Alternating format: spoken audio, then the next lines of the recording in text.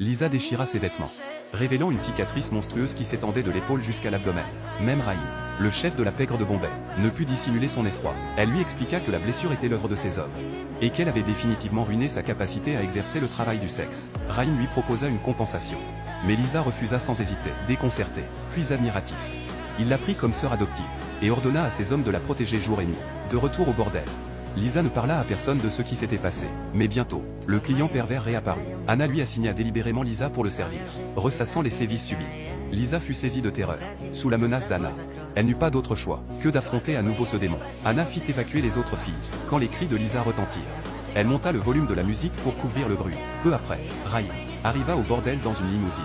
Ses hommes traînèrent le pervers devant lui, et le passèrent à tabac. Au cri, Lisa se précipita dehors. Raïm la regarda, sans prononcer un mot, puis regagna sa voiture, laissant l'homme à sa merci.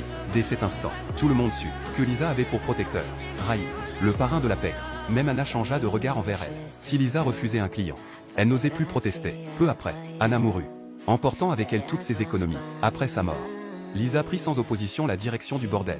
À 27 ans, elle devint la maman que les filles vénéraient. Elle ne maltraita jamais celle sous sa protection. En signe de pouvoir, elles lui offrirent une poignée de sable blanc, passée du statut de travailleuse du sexe à celui de patronne. Elle régna pratiquement sur tout le quartier. Ses bras et ses chevilles scintillaient de bijoux en or.